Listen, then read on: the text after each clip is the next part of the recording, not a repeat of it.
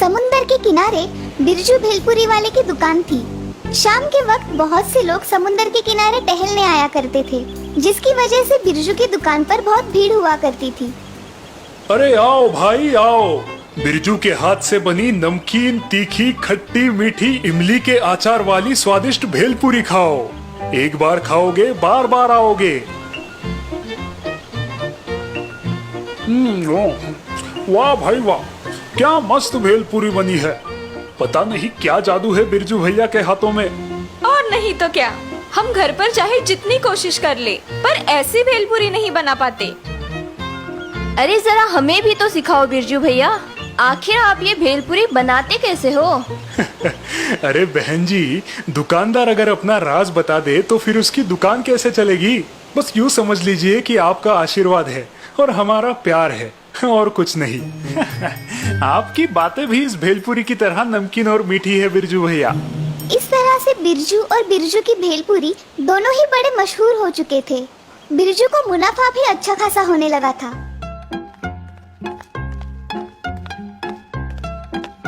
अजय जरा सुनो तो, मेरी मानो तो भेलपुरी के दाम जरा बढ़ा दो। ऐसा क्यों भाग्यवान, सब कुछ ठीक ही तो चल रहा है। क्या ठीक चल रहा है? अपना सोनू अब कॉलेज जाने लगा है, उसे मोटरसाइकिल चाहिए, नहीं तो वो कॉलेज नहीं जाएगा। कॉलेज नहीं जाएगा? वो क्यों? उसके सब दोस्त उस पे हंसते हैं जब वो कॉलेज साइकिल लेके जाता है, और आप भी वो खटारा स्कूटर लेके दुकान जाते हो। मेरी मानो तो हमें अब एक मोटर गाड़ी लेनी चाहिए, और मेरे लिए भी तो एक 9 लखा हार बनाना है। हमारे भी तो कुछ सपने हैं। ठीक है, कुछ करते हैं।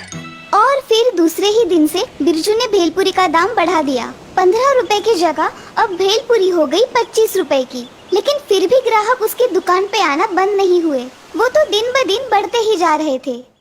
मैंने कहा था ना, लोगों को अपनी भेलपुरी बहुत पसंद है। मैं तो कहती हूँ दाम और बढ़ा दो। बीवी के कहने पर बिरजू ने अब दाम और बढ़ा दिए। 25 रुपए की भेलपुरी अब 35 रुपए में बिकने लगी। ये देख बिरजू के दुकान के पास जो नारियल वाला था वो उसके पास आया। ये तुम क्या कर रहे हो बिरजू? दाम इतने बढ़ाओगे तो ग्राहक आना बंद हो जाएंगे। ऐसा मत करो। अरे तुम अपने धंधे की चिंता करो, तुम्हारे नारियल बिकते नहीं तो तुम मुझ पर जल रहे हो। जाओ पहले अपना धंधा संभालो। मुनाफे के साथ साथ बिरजू का लालच और घमंड भी बढ़ता ही जा रहा था। उसने अपनी दुकान पर अब एक नौकर भी रख लिया था जो भेलपुरी बनाता था। अरे उस इमली के अचार में पानी और गुड़ मिला दो, लोगों को कुछ समझ नहीं आएगा। ज्यादा मुनाफा कमाने के हेतु अब वो भेलपुरी में मिलावट भी करने लगा, जिसके कारण भेलपुरी का स्वाद अब पहले जैसा न रहा। अब उसके ग्राहक भी शिकायतें करने लगे थे।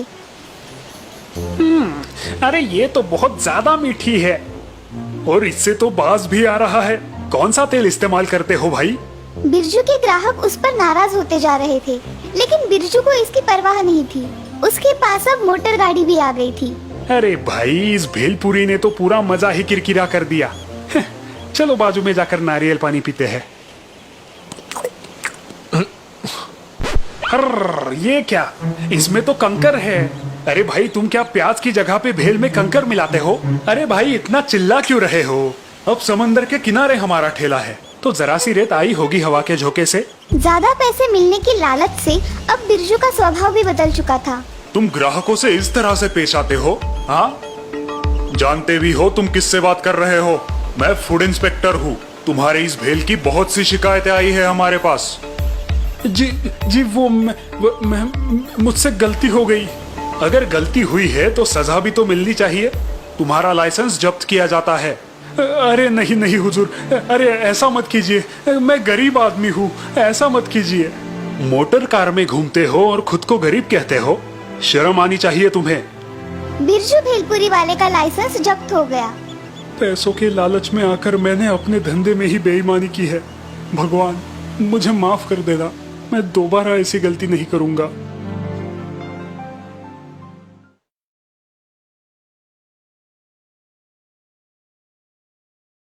मुन्ना, किरण, श्रेयस और तुषार बचपन के जिगरी दोस्त थे। चारों के पिता बड़े बिजनेसमैन थे।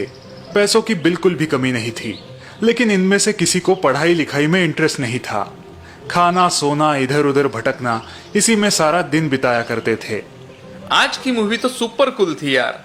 क्या स्टंट किए है ऋतिक ने, वाओ। हाँ, मैं भी सोच रहा हूँ पापा को पटा के एक फिल्म प्रोड्यूस कर दूं। पहले एक्टिंग तो सीख ले बेटा, फिर हीरो बनना। एक्टिंग की क्या जरूरत है, डांस तो ऋतिक से भी अच्छा करता हूँ ना। अरे वो सब छोड़ो, कल के एग्जाम का क्या करना है? मैंने तो पिछले 10 दिन से किताब भी नहीं खोली। ओह शिट यार, कल के एग्जाम का तो मैं भूल ही गया।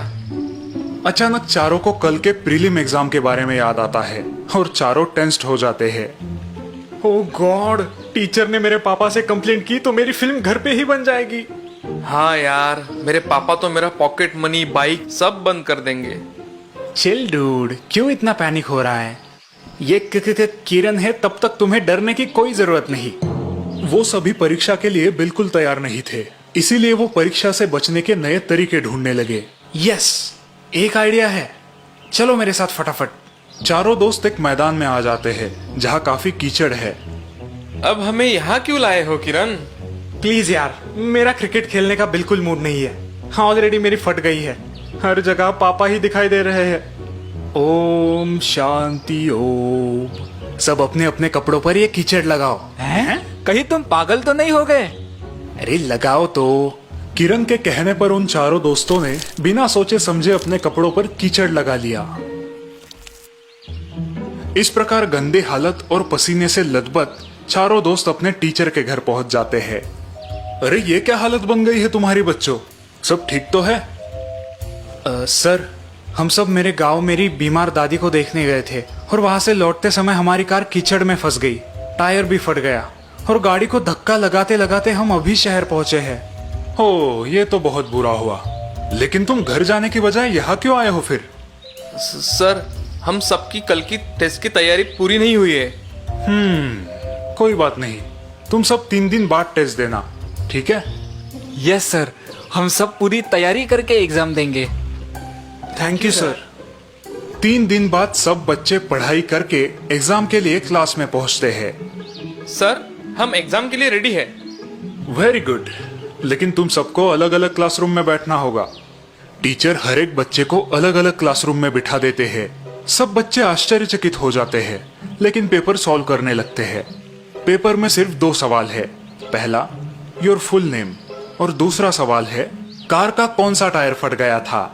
ए, आगे का राइट, आगे का लेफ्ट। अब क्या लिखे?